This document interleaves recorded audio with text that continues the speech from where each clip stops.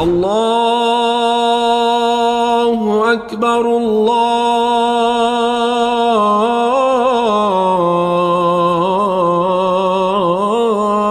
أكبر. Assalamu alaikum and welcome to the Islamic Center at New York University podcast, coming to you straight from the heart of New York City. We're building an amazing Muslim community here at ICNYU where everyone is welcomed and respected no matter where you're from or where you're at. This is the place to be. So open your ears and your heart and come along with us on another life-changing journey. Bismillah. So I thought today we would talk about how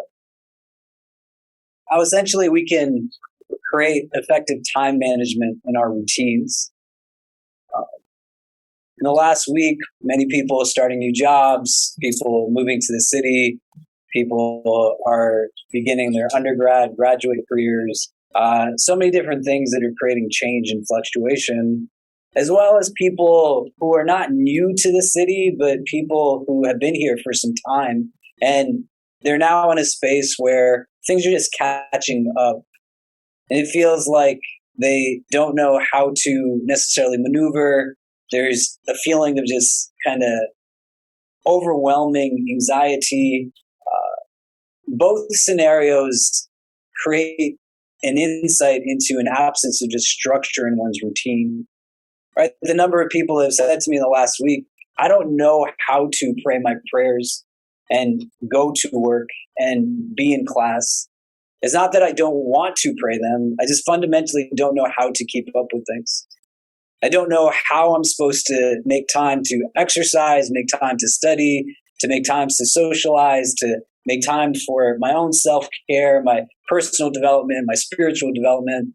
And so we want to be able to tap into this because this is a fundamental part of our tradition, right? A recognition of both how we understand time conceptually, but more importantly, how we can harness a relationship with it so that we're able to yield not productivity in a workplace or successes that are purely rooted in materialistic gain, but so that you can have balance, right? So you can have fulfillment.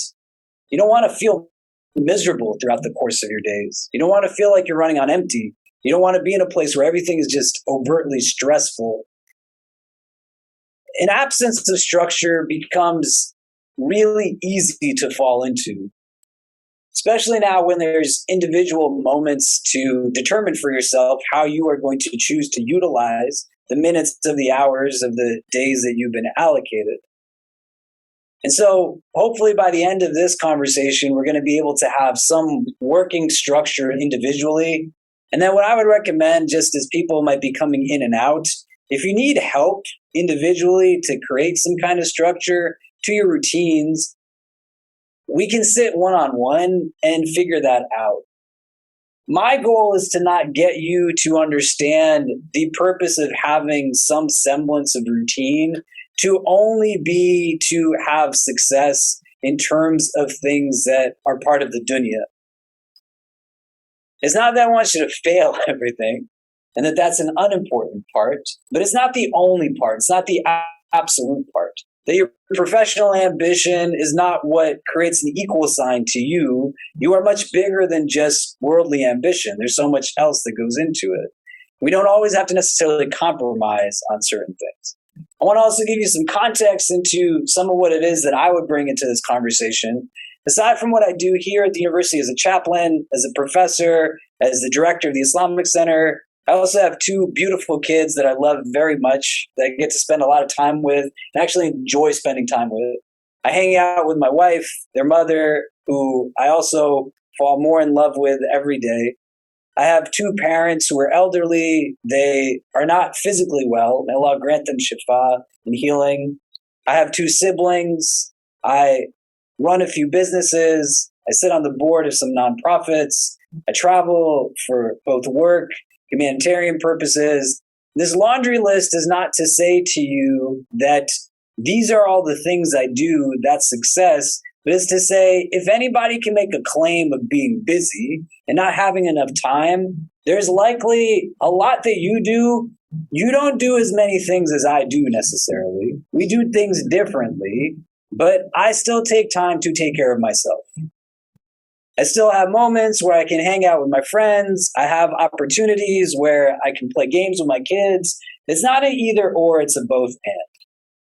And we want to be able to recognize what it is that we're pursuing here as a goal so that it's not then taken just purely abstractly or theoretically, but you actively implement what it is that we're going to discuss. Does that make sense? Yeah? Okay. A principle that you want to draw from this is that there's a reason why there are thousands of self-development texts written on a regular basis.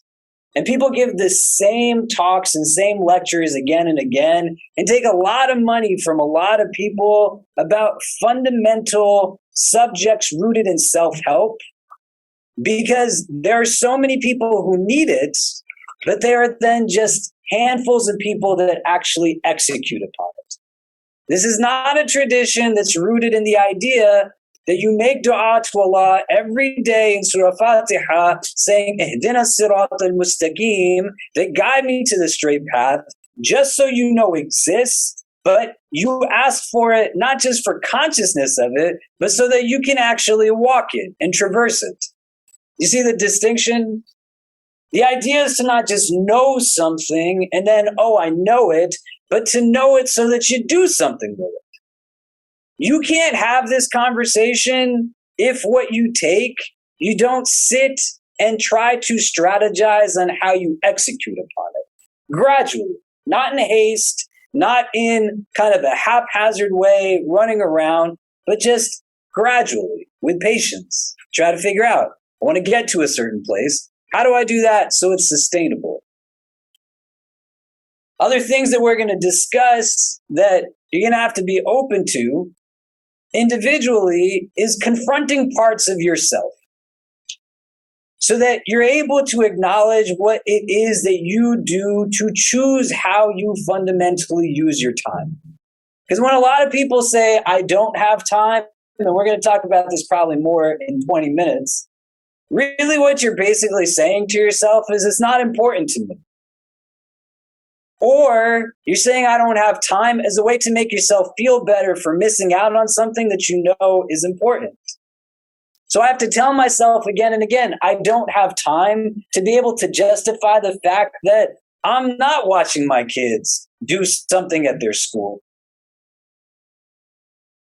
I have to tell myself I don't have time to be able to justify and validate not working on relationships, not spending deliberate time on certain things. When I can tell myself I don't have time, it's easy for me to say that as opposed to telling myself that, hey, you're making a choice that is terrible.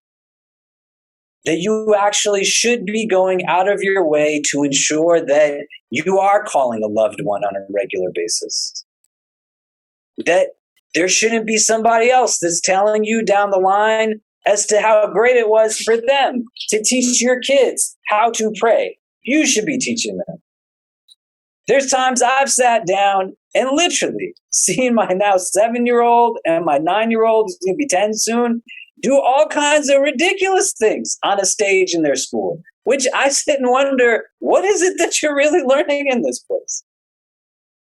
Hearing them sing off-key, watching them do random stuff with their friends on these things, none of it is anything other than, I don't want anybody else to do things that I'm blessed to do.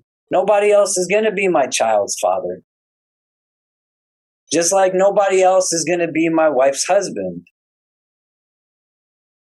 There's certain roles that I'm uniquely blessed to embrace, but I have to understand that when I say I don't have time, I'm either saying it's not important to me, or I'm trying to make myself feel better about something that I know I shouldn't be turning my back on. You get what I'm saying? And why I say that is because this is not meant to be something that is super easy. What is easy is to lack structure. What is easy is to just kind of go with the flow and not have strategy. What's easy is to just let the nafs be what is sovereign. What is difficult is to have consciousness and presence and mindfulness and all these other words that get thrown at you. It's not easier, but being easy doesn't mean that it's better. Because you don't want to get stuck in a place where now months down the line, it's time to do a final exam. And you are cramming because you didn't prep in advance. You don't want to be in a place where there's a presentation, an interview, some kind of thing that's going on, and you keep pushing towards just the immediate satisfaction of things and not a long-term foresight. It's going to be an uncomfortable conversation if you're not comfortable confronting parts of yourself. So don't make that mistake. You're not in a competition with anybody. You're not in a place where you have to feel bad. You can't go back and change what yesterday looked like, but you can take what you learned from yesterday in order to then understand, how do I want to let tomorrow be a little bit more fulfilling? Do you get what I'm saying? So these are two things that we want to be able to address as we are engaging in this conversation. I don't want you to be in a place where down the line, your eating habits get terrible, your sleeping habits are non-existent, you don't have depth to relationships and friendships. Everything is just purely in pursuit of what a formulaic understanding of success looks like. And then when the world becomes heavy, it knocks you down even harder than it needed to, because you weren't anticipating any semblance of real self-care, wellness, strategic development in your routine that understands you have a physical, emotional, mental, and spiritual sphere. Does this make sense? So you just start gradually in certain ways. Some of the things that we talk about are going to be a little more abstract. Some of them are going to be very specific and particular. So in the course of this conversation, I am going to tell you that you should wake up to pray Fajr. You should sleep in a way that allows for you to wake up early enough to pray Fajr, and then you should stay awake after you have prayed Fajr. Because most people who have worldly success, they are the top thinkers, intellectuals, innovators. They are successful in any place. They wake up early in the day. Most people who have spiritual success, they're not sleeping through their prayer. And most people that have a combination of those successes, they don't wake up to go to sleep. They wake up to stay up. So when I can get up at 5 something in the morning and go through a certain routine and get accomplished more in the first 3 or 4 hours of the day before most people are even awake, then it's easier for me to sit down and listen to my son tell me all kinds of random things that he thinks he's learned about life while he's eating Cheerios for 45 minutes. I don't have to stress. I might have to go to bed by 9:30 or 10, but that's okay, because I would rather spend moments with people like you that I'm fully present and that I love and create memories than stay awake till 2 o'clock in the morning doing something that I'm definitely not going to remember in the next month of my life.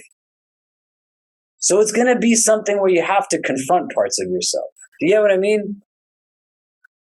And preemptively, we deal with what the end consequence is by not letting it exist that says, I feel like I'm drowning. I feel like I don't know where to go. Everything is overwhelming. I don't feel like I'm able to do anything successfully. No, you have the tools and the skills. You have innate beauty. This is what Allah has created us with. You have aql. He gave you intellectual capacity. You have the ability to choose your choices. Choose them from the best parts of yourself. Does that make sense? Okay. So some things that we want to start to go through and recognize. There's a hadith where the Prophet ﷺ, he says, لا تقوم الساعة حتى يتقارب الزمان. That the hour will not commence, right? Kind of apocalyptic, eschatological genres of hadith that talk about the end of time. So towards the end of time, this hadith says, there will be a shrinking of time, right? That time will literally shrinken. There's 3 opinions that are given on this. One, that there will actually be a literal shrinking. A 24-hour day is now going to be 23 hours and 59 minutes.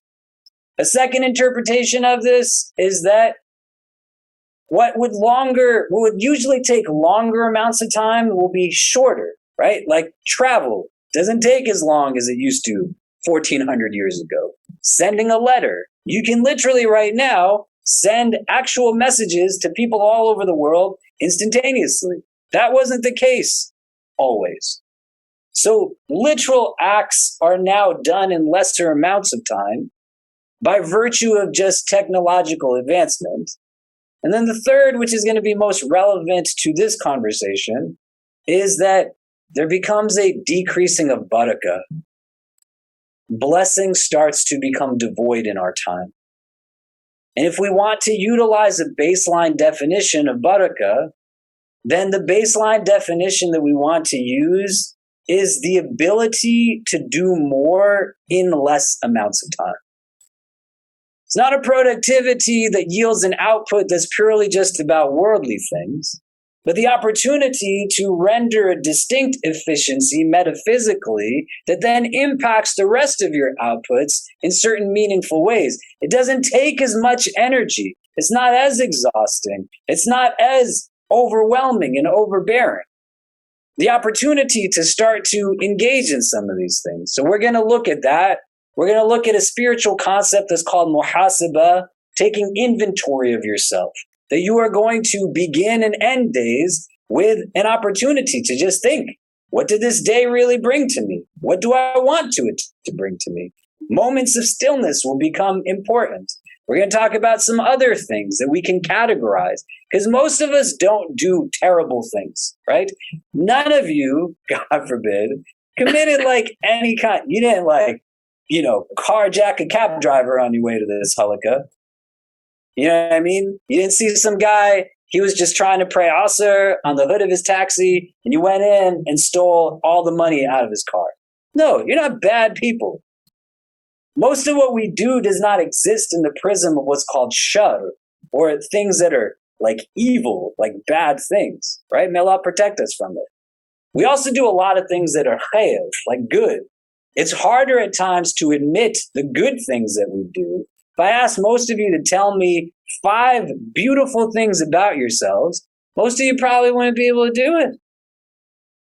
Which is not arrogance. It's confidence. That's why you want to come to spaces like this, be around people like you're seated with, so that they can help you to see yourself the way Allah sees you. You can see your goodness, and you can embrace your own light and your own beauty, inward and outward. But we'll talk about a concept that's called lahu, that is neither khair nor shar. It's just futile. There's no benefit to it. There's no detriment caused or no gains yielded. It's just pointless. And things just kind of go pointless, mindless. There's no presence to them. And then by the end of it, creating a strategy that says, well, how do we start to engage some of this for ourselves individually? Okay. So what I want to start with is understanding and addressing a certain elasticity that exists to time. And our ability to break down this notion that says we don't actually have enough of it. I don't have enough time. What do I mean by elasticity, right? If one of you lost your Wi-Fi in your room, your toilet broke, you had to have a plumber come, and that plumber came and said, I'm going to come to your house, but I'm going to come sometime tomorrow between 10 a.m. and 6 p.m. You would somehow find the hours to sit and wait for that person to come and repair it. Where do those hours come from all of a sudden? How are you able to somehow magically, in the middle of your week, sit in your house for 8 hours straight, waiting for somebody to come and fix the internet? But at every other juncture, it's something that I'm not able to do this because I don't have the time. I don't have the time to exercise. I don't have the time to read. I don't have the time to spend with my friends. I don't have the time to call family. I don't have the time to sleep 7 or 8 hours a night. I don't have the time to eat well. I don't have the time to do any of these things. My father and my mother went on a trip with me to Canada where I was speaking at a conference. probably about 6 years ago. And in the nature of the work that I was doing, nobody really was there to for me to follow a precedent off of. When I started working here when I was 22, I was trying to figure out a lot of it on my own. And one of the things that I did not do so much was really spend time with my family.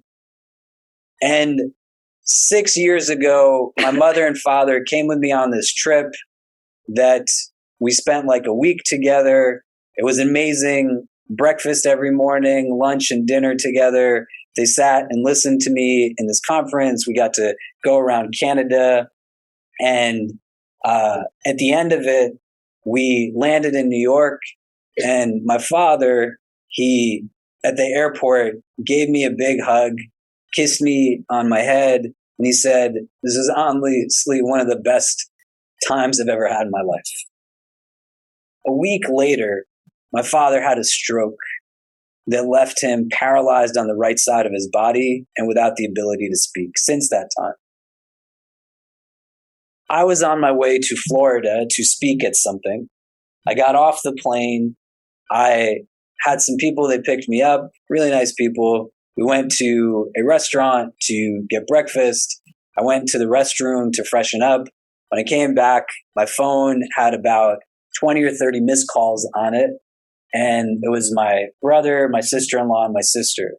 My sister called next. I picked up the phone. She said they found Dad collapsed on the parking lot of his medical office. He's in the hospital. He had a bad stroke.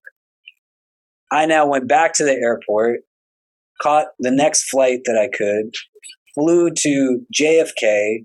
A friend of mine picked me up, drove me to LaGuardia, where I had parked my car.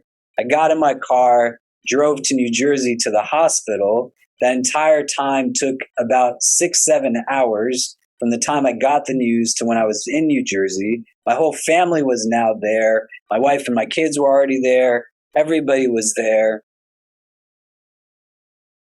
And I spent the next month just sitting in this hospital in New Jersey. Where did that month come from all of a sudden? Where I couldn't go probably longer than a day staying in my parents' house, the house that I grew up in New Jersey. In every which way, the same community that you are a part of right now, even then, pre-COVID, was that much more at full momentum. And I sat in this hospital for a whole month. Didn't really do anything other than just be with my father. Well, I'm so grateful that before he lost his ability to speak, one of the last things I heard him say to me was that he loved me. And it wasn't the only time he said it, but it was one of the last moments. And that we made time for that trip. And we did all of those things. But nothing stopped here. You literally are sitting in a room that still exists. It didn't disappear because I was sitting someplace else. Jummah still happens, Iftar still happens, Ramadan still happens, fundraising still happens, people still live their lives. What was it that was getting in the way? You don't want something like that to be what gives you an insight that you actually have more time than you realize. And that you can do a lot more things that you allow for yourself to anticipate. But the things that are getting in the way, the things that become problematic, they are not always necessarily the things that we want to prioritize. You get what I mean? Does that make sense? If you do not design your life, someone else is going to design it for you. And they're not going to design it for you in a way that necessarily takes into consideration what it is that you fully need.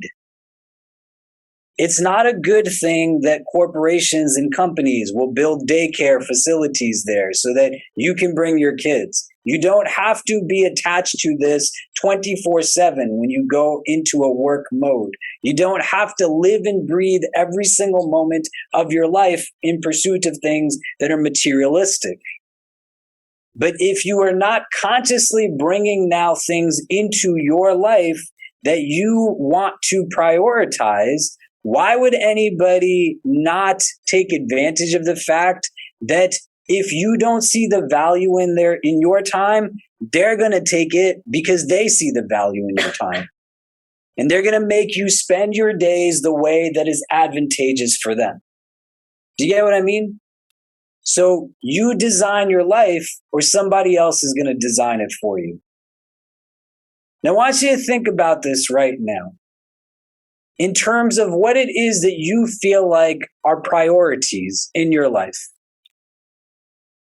Turn to the person next to you, right? We do a lot of discussions in these halakas, ideally in pairs. Why is it so hard for us to build a routine? What gets in the way when we want to try to put certain things into practice? We want to try to prioritize certain things. What are some of the things that make that difficult? Do you understand the question? Okay, so if you can turn to the person next to you, ideally in pairs, so everyone's talking, right? There's not a right or wrong answer here. You just want to let us benefit from your insights and perspectives. So what makes it hard? What makes it difficult? And then we'll come back and start to discuss. Think about what do you feel like are things you should be prioritizing, right? Things that ideally should be priorities in your day, your week, your month. What are some of those things that should be prioritized by me individually? You can talk about that stuff.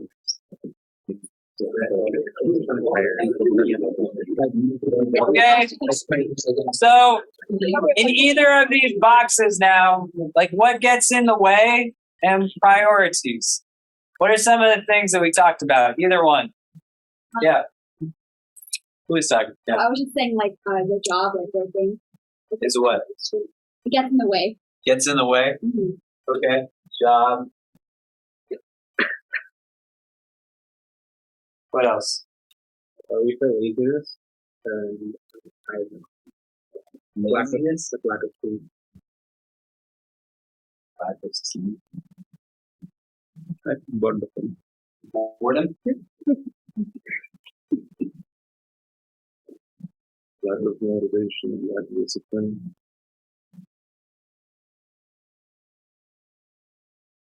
Anyone else? Lack of organization. Other people's needs. Social media. Spontaneous and that. What did you say? Spontaneous? Yeah. That's the word. Just spontaneity? Yeah. That's a bigger word.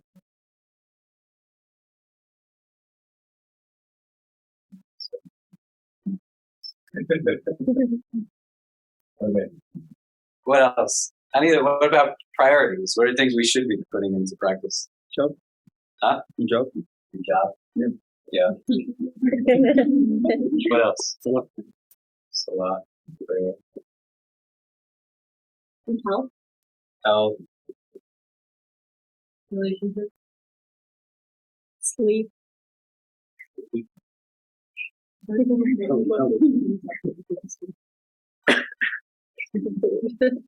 What else? Your personal goals, like outside of work.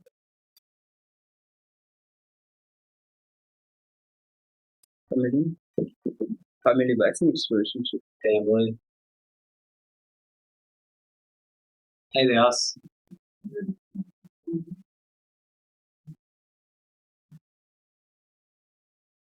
Charity.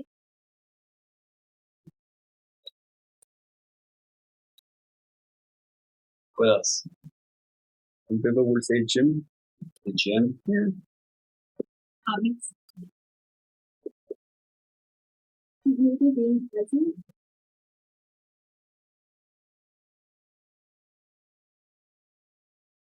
Okay. Anything interesting that we see in these two lists? Yeah. It's kind of like the absence of one with the presence of the other. If you cut this, you can have this. In some cases. Yeah. That's a good point. What else? Oh, we also see some of the same things in different boxes, like Yeah. Anything else? Yeah. A lot of what gets in the way comes from yourself. It's like your own mindset. So why? Why do we do that? You likely, if it's not yourself, know a lot of people who do more of this than this. Why? This is like an important thing because it's going to become the crux of it all, right? For you to determine for yourself, why do you do what you do in the first place? You know, I know why I get up every day. Like, why are you getting up every day? What is it that you're trying to get done that says some of this is more important than some of these things? We don't have to have it be an either or. It could be a both and, but we want to deconstruct first to be able to gain some insight. So why are more people in this place? Why do you think? Yeah. because it's easier. Because it's easier? Yeah. It's easier to have a lack of sleep? It's pretty miserable when you have a lack of sleep, right? You know? Think deeply about what it is that some of these things are rooted in. They are easier, right? Like that's a part of it. What else? Addiction. Addiction? Like if you're addicted to like social media, wasting your time, or staying up all night watching movies instead of sleeping. An addiction is like a deeply entrenched behavior, right? And we can talk about addictions too. They're different from habits. We are very subservient to language, so language becomes important. But that could be a part of it. Habit, addiction. What else? Yeah. This side is more instant gratification, and this side is more delayed gratification. Instant gratification, delayed gratification. Yeah, amazing. What else? Priorities are more intentional. More intentional. Can you flesh that out a little bit more? Yeah, so if I'm looking at the left side of thinking, I'm more passive, if I lack organization, lack sleep, and I'm not really like thinking about what I'm doing. Versus if I'm focusing on my priorities, I'm like, coming about it. Yeah. What else? Somebody had their hand raised here. One person, right? No? I'm not just seeing things. Anybody else? Yeah. One side is more being more proactive, whereas I think like that's the issue with one side being more passive and one just proactive. This mutes potentially what it is that makes you uniquely human. This part right here necessitates you tapping deliberately into your heart and your mind. You can be in a place where it creates these, but fundamentally, you have to deduce for yourself, what is the point of all of this to begin with? I'm not 10 years old anymore. I have to determine for myself, why am I choosing to use my time in the way that I do already? It's not about living like a, boring life, a life without fun and love and meaning and that kind of stuff. But what are you working towards? Much of this stems from this being what the whole point of everything is. If you believe the point of your existence is simply to get a job, get married, have some babies, that's life, and that's it. If you believe success is purely rooted in the physicality of things, or if you can determine for yourself with individual conviction, do I have an understanding of what it is that really yields contentment? And do I have a prioritization of myself in pursuit of something that is bigger than just constructs of validation rooted in a dunyawi sense, a worldly sense that will make somebody good? And what you're choosing between ends up being fleeting moments of happiness versus real contentment. What you're choosing between is a sense of recognizing what the point of this world is, and is it an ends or a means to something bigger? If you went through your daily routine, you can learn about yourself through yourself. So we have a literal hadith that says the two sunnahs of Fajr, they're worth the whole world and everything in it. It's not just like the world in this, like the whole world and everything in it means whenever you play these two sunnahs, what's going into your account is everything in the world. Every bank filled with every vault of money and abundance, homes and houses and materialistic wealth, anything that you can think of in terms of value that exists in the world. Just these two cycles of prayer are worth that entire world and everything in it. You want to demonstrate for yourself a recognition. If one arguably doesn't have the information, that's fine. You don't know what you don't know. But when you do know it, and you still act contrary to it, it's not a Sunday school experience. You got to think to yourself, what are my actual priorities based off of how I choose to live my life? If I really believe that this is what the prophet says that it is, why am I staying awake till a time that doesn't even allow for me to meet this as something that I can get done? It takes 2 minutes, not even, to do, right? But fundamentally, all of this is rooted in your individual perspective. Nobody is going to be able to tell you what's important to you other than you. And embedded in this conversation is not just ritual as a practice alone, but fundamentally, the most important thing is that you got to be taking care of yourself. And all of this is built to make you run on empty, to be exhausted, to be stressed, to be bitter, resentful, being in a place where the world's heaviness feels more heavy. It doesn't have to be because I want to take care of somebody else, or I want to do this, or I want to do that. Your heart is precious.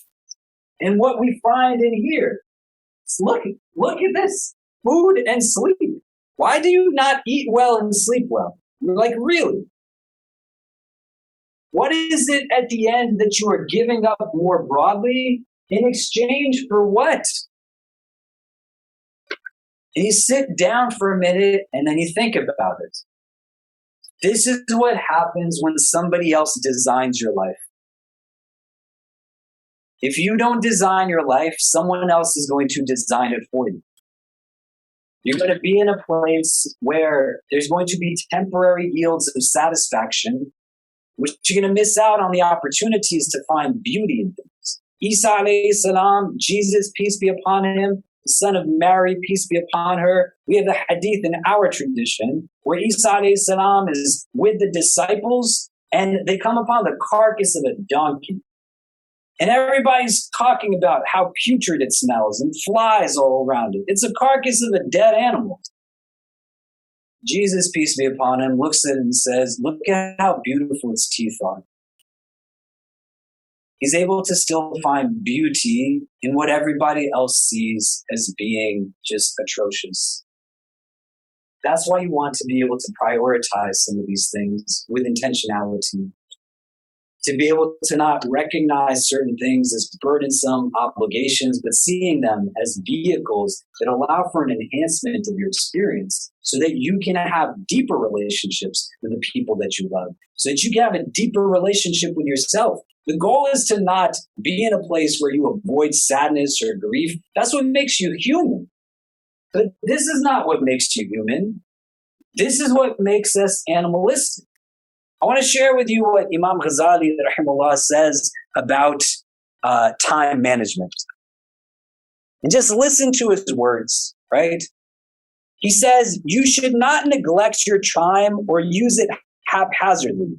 On the contrary, you should bring yourself to account, structure your litanies and other practices during each day and night, and assign to each period a fixed and specific function.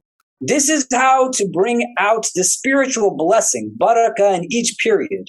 But if you leave yourself adrift, aimlessly wandering as cattle do, as animals do, not knowing how to occupy yourself at every moment, your time will be lost.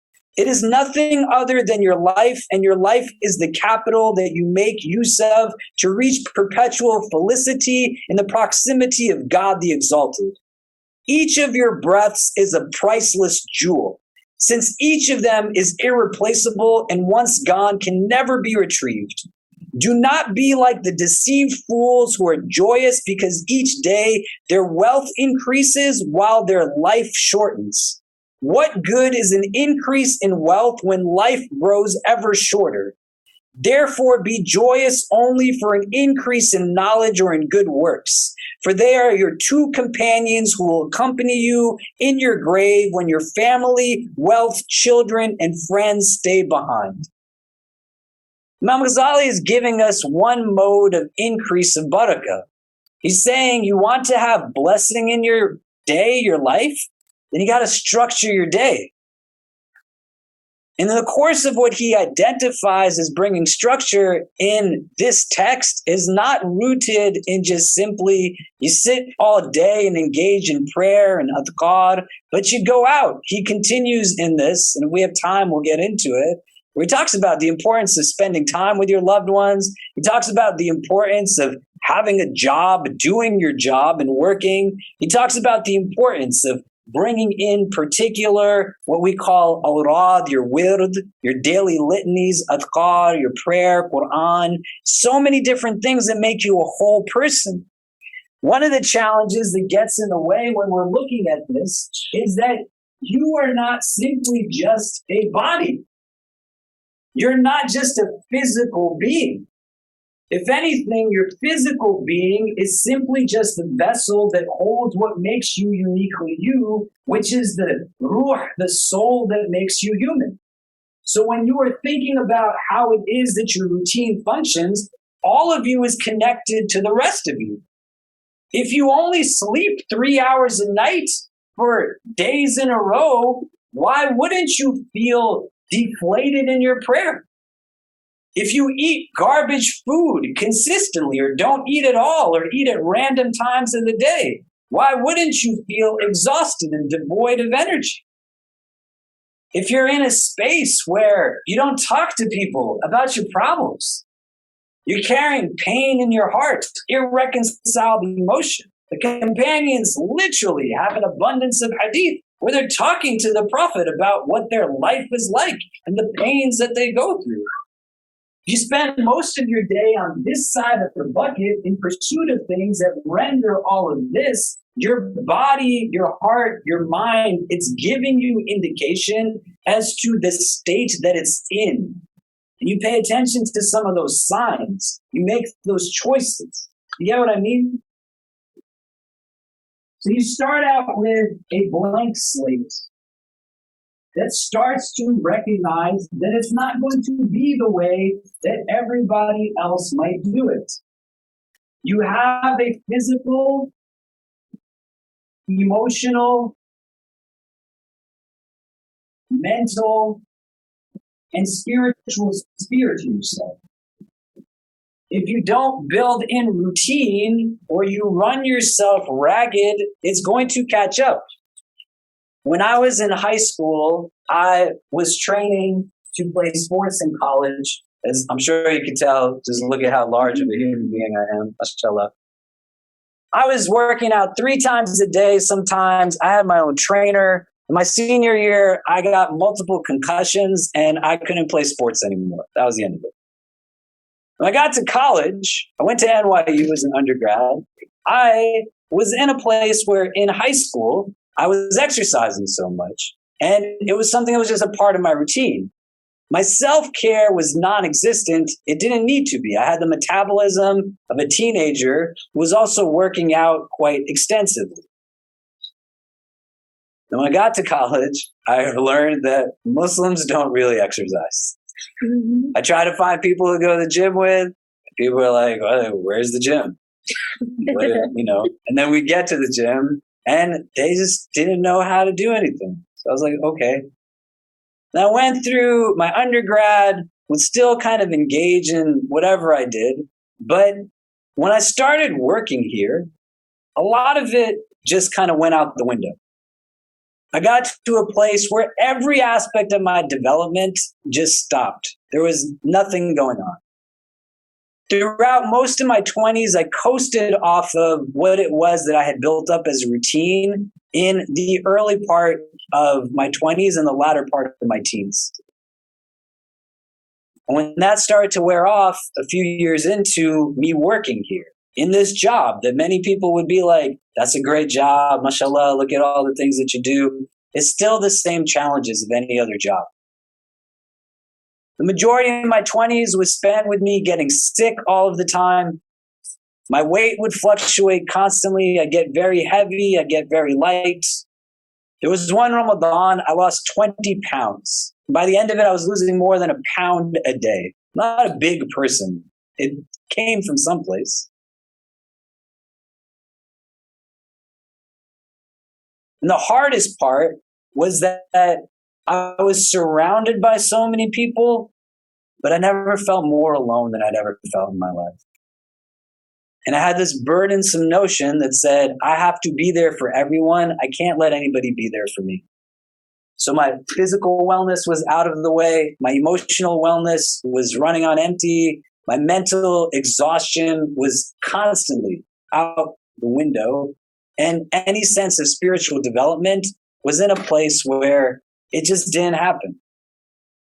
Towards the end of my 20s, I got an illness called shingles that usually people who are in their 70s get. You get shingles if you've ever had the chickenpox virus. It stays dormant in your nervous system. When you get to a low point of immunity and high point of stress, it reactivates as blisters on a nerve track. And so I woke up with blisters from the middle of my torso all the way to my back. I still have the scars from them. I went to the doctor to figure out what this thing was. They saw it and they said, that's herpes. And I said, no, it's not. And they're like, no, not that kind of herpes. And I said, then what kind of herpes is it? Then they explained it to me. And they said, you have shingles. And what is going to happen is it's going to feel like you're going to have a lot of pain. Like somebody's rubbing a hot iron on your body as they're stabbing you again and again. Because it's on your nerves. Even the slightest kind of movement of clothing erupts you now in this physical pain. I had to quarantine until these blisters popped because the liquid in it was contagious. I went to my parents' house and stayed in a bedroom by myself. And one night I opened up a laptop, started to check email, and I got an email from a student here who told me earlier that morning her Muslim boyfriend had grabbed her in the Silver Building by the straps of her book bag, threw her against a wall, and had a public safety officer not intervened, she didn't know what would have happened. And I read her letter. I closed my laptop. I went downstairs to my parents' living room where my mother was watching TV. I put my head in my mother's lap and I just cried. It wasn't that I didn't have the ability to help this young person. I couldn't support her or care that she needed provided to her, so it wasn't taking care of me. And literally my body imploded on itself, saying, you need to wake up because you're running on empty. I went through my 30s, willing to stand up to certain parts of habits that I had built in myself that were so stupid. Changing what I eat, exercising more regularly again, not doing anything drastic, but going to a place that had balance to it, recognizing that all of me is connected to the rest of me. This is how Allah has made us. And there's only so long that you can compensate for not weakness, but just an absence of replenishment in some sphere of your existence. And so if your physical wellness is not something you pay attention to, you can't pray that away. It's going to catch up to you. Just like if you're on top of your physical wellness, but you're not doing anything for your emotional, mental, spiritual wellness, it's going to catch up to you at some point. So to have a tradition that's about balance necessitates recognizing how do we interject balance into our routines. Your routine should look different from people who are not Muslim. You will have to make decisions that are different from what other people do, but you do not want to prioritize things that create that first column at the expense of the second column. If we want to start to now think about ways that we can enhance it, you got to sit within yourself and take a moment and say, what are things that I'm not doing that I need to do on a regular basis? Why do I only go to certain spaces when there's a crisis? Why do I only turn to certain individuals? Why do I only engage in certain practice when my world is already heavy? As opposed to running in a way where the things that I know that are good for me, I do those things consistently so that I'm starting at a higher place. And then when reality hits, it doesn't knock me to the ground in a way that I don't know how to get back up. You get what I mean? So thinking about this purposefully. What I would love to do with each of you individually that I'm throwing out there is walk you through your daily, weekly routines. I had a student from Abu Dhabi here some years ago, and he came here, and Abu Dhabi is not an easy school, right? It's hard in Abu Dhabi, isn't it? Yeah, right? Yeah, mashallah. So it's not easy. They got to take 20% more classes than students at our other campuses. The J term was institutionalized because our Abu Dhabi students have to go to school more. You know, this kid came to New York for a semester and he sat with me a month and a half into it and is just in a state of distress. He thinks he's stupid. He lacks intelligence. He's not doing well. And we're talking. And I'm like, what's your day look like, man? He says, I wake up pretty late for my first class. I'm running behind. And I'm in this like dense material based class. I then go to work because New York City is expensive. So he worked for the Phonathon, which he said was mindless. He's reading off his scripts, asking people to donate. And he says they just keep hanging the phone up on me. Nobody wants to donate. Then he's back in class. He says he eats something. He goes through some mode of like routine as the night falls. At the gym, exercises, gets to the library now at probably about 10 o'clock, 11 o'clock at night, sits there till 1 or 2 in the morning, staring aimlessly at a book, thinking everybody else can do work, but I'm not. And then he goes to bed at that time and wakes up. So what do you eat during this time? And I kid you not, he said to me, every day, at least once, if not twice, he ate chicken and rice from a street cart. And I said, my man, you have a gallon of white sauce in your stomach. Why would you not feel exhausted? All we had to do was not shift his whole world. We had to make subtle changes in his routine. He wakes up not sleeping well. He is exhausted. He goes to class, which is mind-numbing. He goes to this job that he hates. It starts to impact his mood. He eats poor food. It's impacting his physical wellness. He goes to the gym as something that's refreshing, but he's already so depleted that his outlet, as best as it is that it's good for him, still adds more exhaustion. It's tiring to exercise. Then at the end of all of that tiredness, where he's missed prayers, he's not on top of them, because he's running around frantic, and he starts to feel guilty that he's missing it. So his spiritual strength is also debilitated. He then tries to go and study. And then the self-talk inside of him is saying, you're so dumb, everybody else can focus, you can't focus. Why would this guy have the ability to focus at that point in the night? How does that routine make any sense? Does it make sense? When you hear it out loud, does it make sense? Some of you do the same nonsense, right? Why does it make sense for you? So what do? I say, hey man, stop drinking white sauce like it's water. Let's change up some of what you eat. Just little things. Drink more water. It's good for you.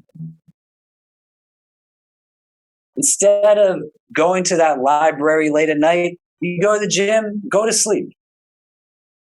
You sleep 6, 7 hours, 8 hours, you wake up, and then you study at that time. Fajr comes in, you don't feel bad about missing Fajr, and then you stay awake at Fajr. And then you start to read, you study then, you go to class, you're able to just adjust slightly. All we did was change his routine by having him drink more water, eat less chicken and rice, and then instead of studying at night, he studied during the daytime.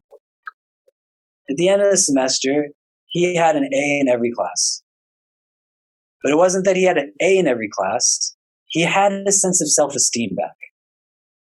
He was able to overcome that sense of just misery that I'm a terrible person.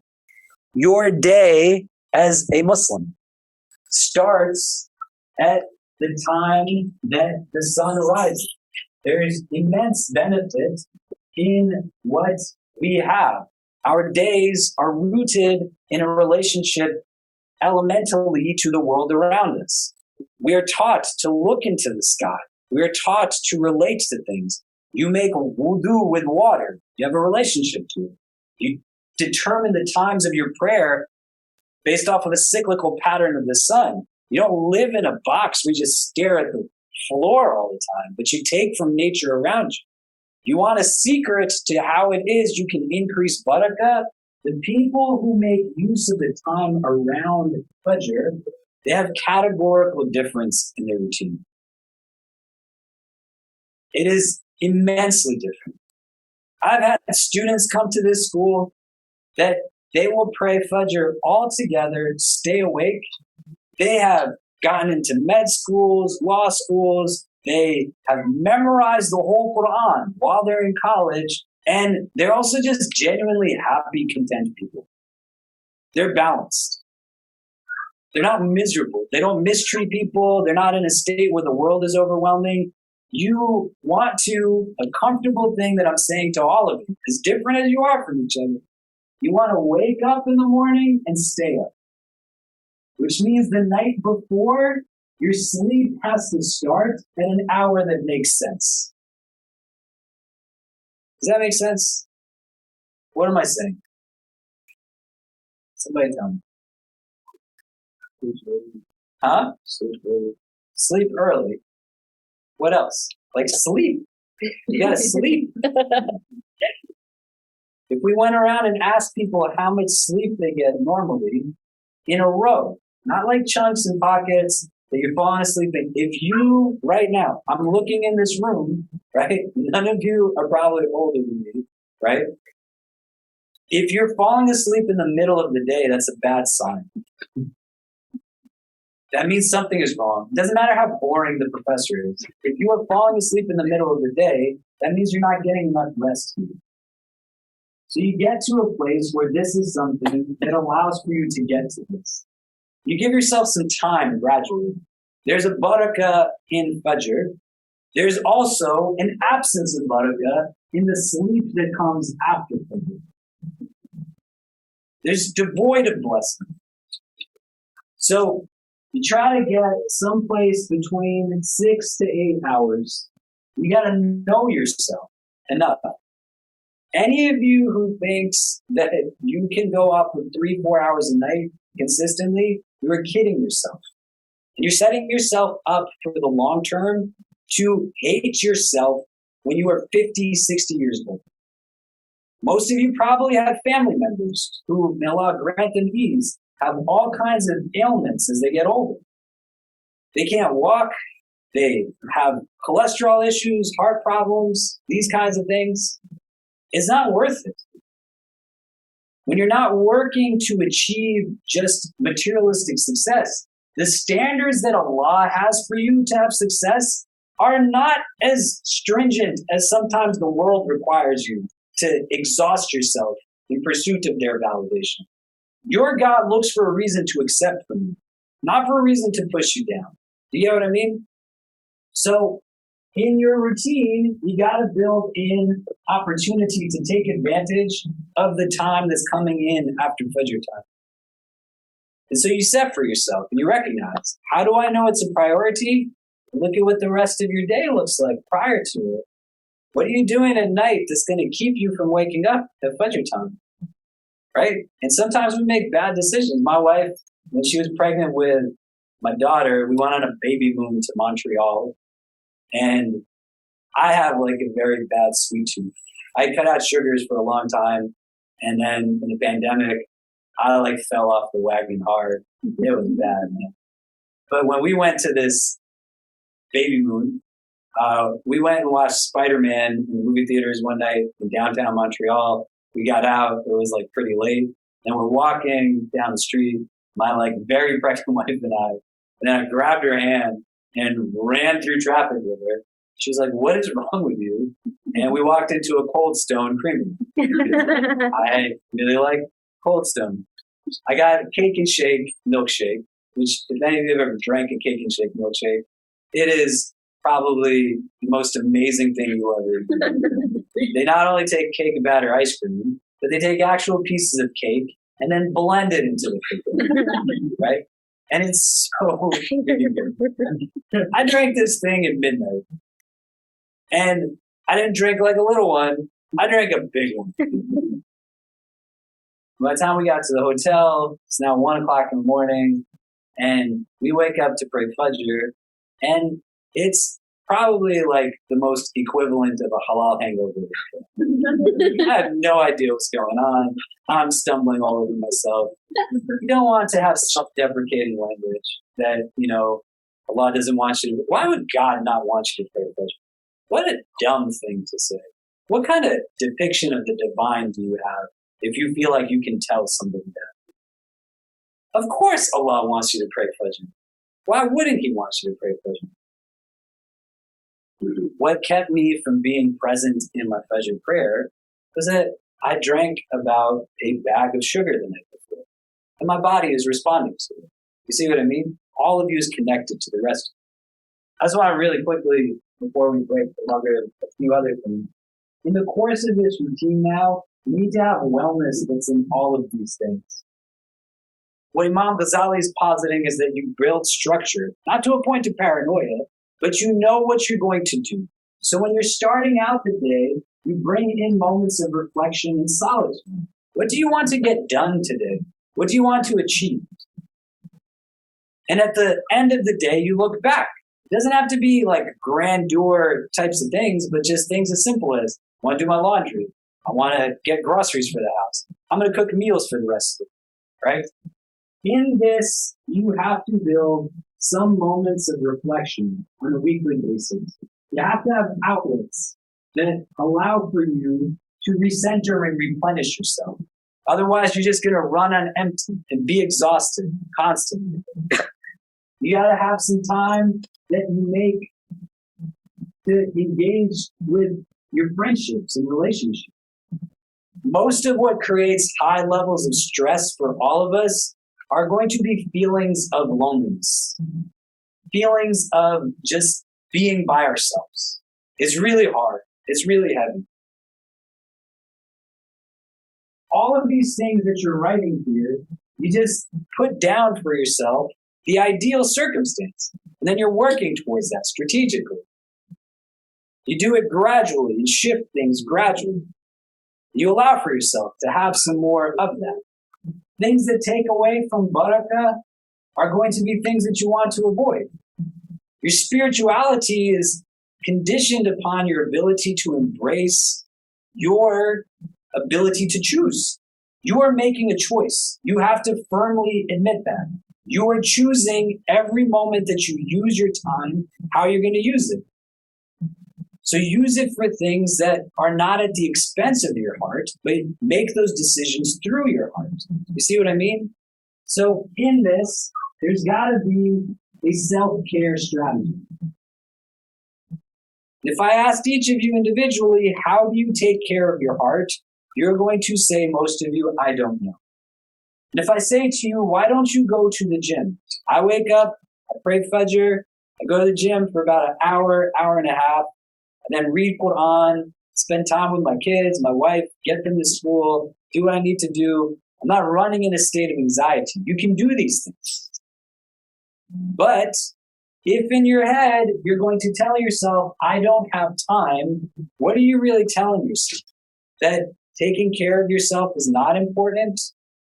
You see what I mean? You don't want to get in a jumble the way some people would. I had students that came to me and said, I don't know how to really adapt to this schedule. It's new. You got to have self-love. You got to be forgiving and compassionate towards yourself. You came from a different country, right? Yeah. Where are you from? Senegal. Senegal. And where do you go to school? United Arab Emirates. And have you ever lived in New York before? I did, yeah. You did? No, man, you should have said no. So let's say he did not, right? How's he going to know how to live in New York until he's lived in New York?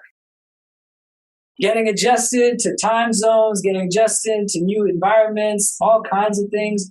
You got to be reasonable with yourself. In the moments where exhaustion sets in and this kind of thing is not built into your routine, you're going to get to a place where it's going to leave the door open for Shaitan to have you hate on yourself quite deeply. Do you get what I'm saying? Okay, we didn't get through all the things that I want to get through. I don't want us to delay Maghrib too much. I don't think we're going to continue after Maghrib, right? But just a couple of things really quickly. Maybe we'll pick up on this. You want to inventory where you're at right now. If I want to get here, I have to know where I stand in relation to it. So all you want to do for the next week is just really spend time with yourself. Like, what are you doing during your day? So at the end of the night, like, write it down in a notebook so you have accountability to it. What did I actually spend my time doing? I literally, when I went through that time period that got me to shingles, I wasn't eating food at all, like, well. I would take long showers in the morning because it was the only place I felt rest. Like, literally all the stress was just coming out. But then I'd be late to everything in the morning. I would spend 40 minutes in front of a closet trying to figure out what to wear because everything was now an anxiety, right? Nobody cares what I wear, right? You don't go home at night and you're like, man, what was Khalid Latif wearing today? What was wrong with me? You know? I wear a lot of same clothes every day. And that's just because I don't have to really think about it as much. But when I was, it was ruining my life. So you spend some time just thinking out. Like, what are you actively using in your routine? And then you make lists that are not like exhaustive. What are the things that you can prioritize? What are the things you can do for your self-care? What are decisions you're going to have to make? Because inevitably, when you say yes to something, you're saying no to something else. So if you're saying yes to staying awake till 3 a.m.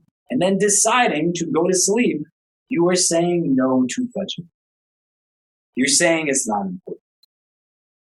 I'm not telling you that you should stay up till 3 a.m, but if you're going to stay up till 3 a.m, you might as well just stay up till 5 a.m. and just pray and go back to sleep at that point, right? At least you're not going to wake up devoid of its presence.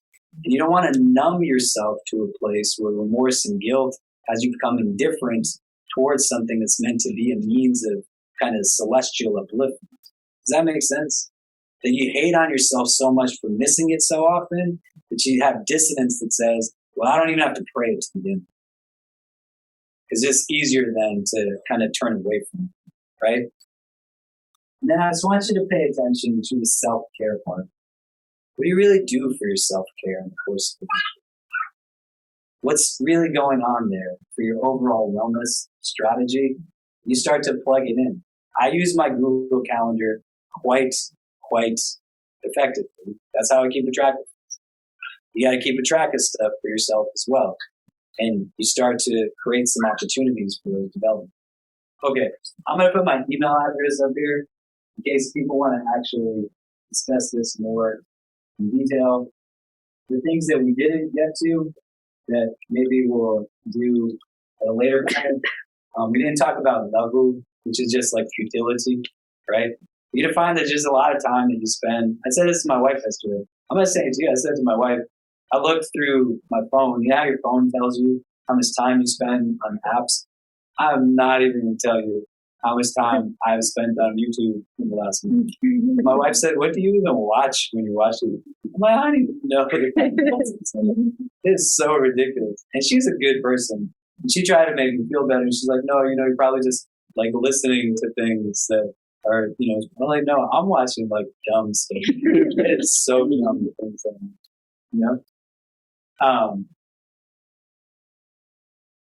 but lahu is an important thing for us to think out in that inventorying. So what I would do As you're looking at your routine, and create a chart and then say, here's Kaya,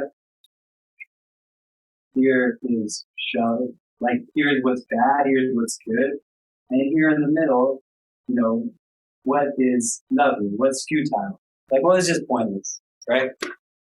That's just time that I'm spending in pursuit of what. Do you know what I mean? And then muhasabah